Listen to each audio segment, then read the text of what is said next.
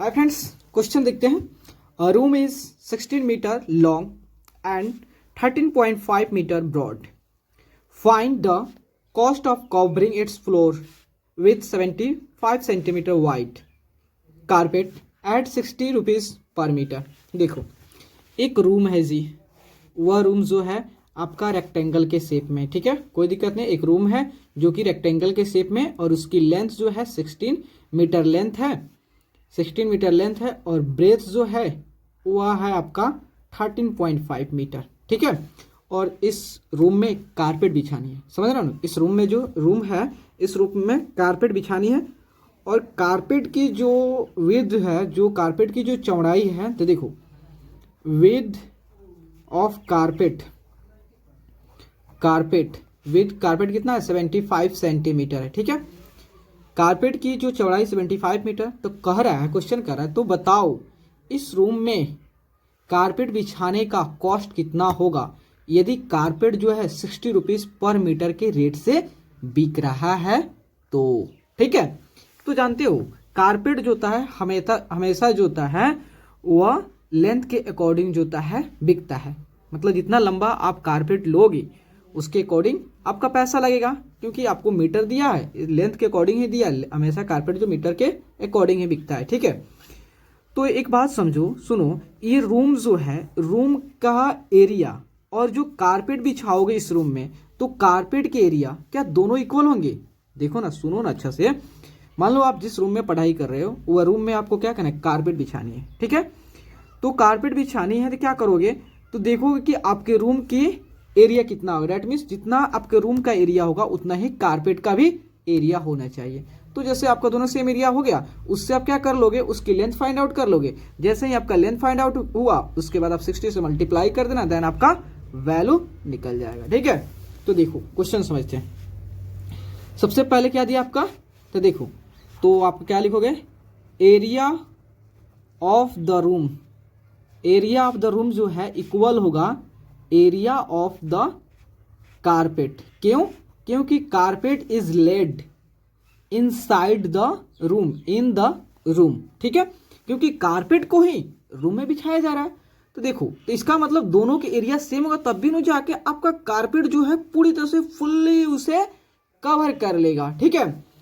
तो रूम की एरिया कितना हो गया आपका, लेंथ इंटू ब्रेथ होता है, इसका भी तो सेम है भाई, लेंथ इंटू ब्रेथ ही होगा। तो ये कारपेट के लिए हो गया और ये रूम के लिए हो गया। तो रूम की लेंथ कितना है, रूम की लेंथ जो है आपका 16 मीटर, ब्रेथ कितना है 13.5 मीटर है। देखो सभी मीटर में दिया है और आपको रेट जो जिस रेट से दिया वो भी मीटर के रेस्पेक्ट में दिया है।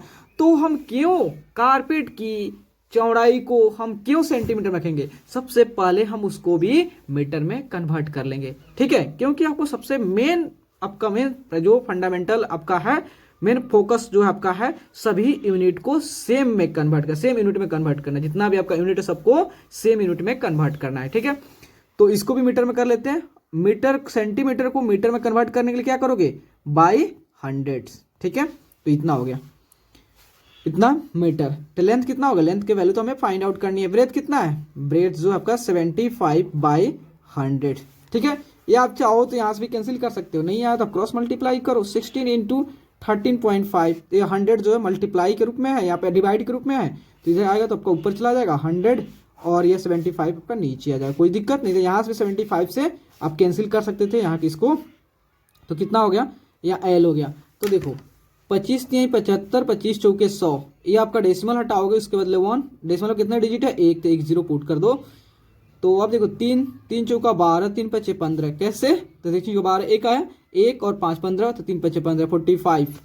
तो देखो 5 आपका 9 5 45 और 5 दूना 10, तो फिर 2 से कैंसिल करो, 2 से 2, ये आपका 2 बार में कितना आया, तो आपका आया 16 into 9 into 2 equal to L, कितना हुआ, सुनो 32 इंटू 9, चलो तो 32 इंटू 9 मल्टीप्लाई करो कितना होगा, 32 इंटू 9 करोगे 288 आएगा, 288 मीटर लेंथ हो गया, ठीक है।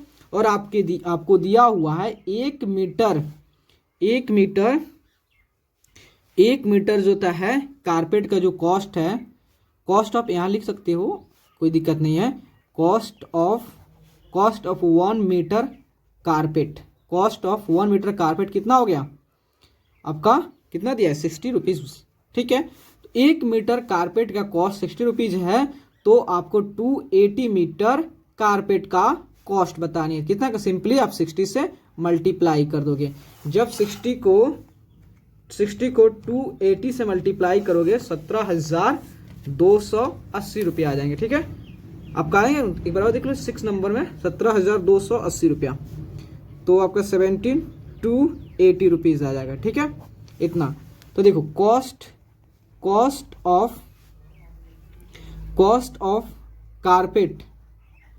कारपेट इज कितना होगा 17,280 रुपीज़, ठीक है।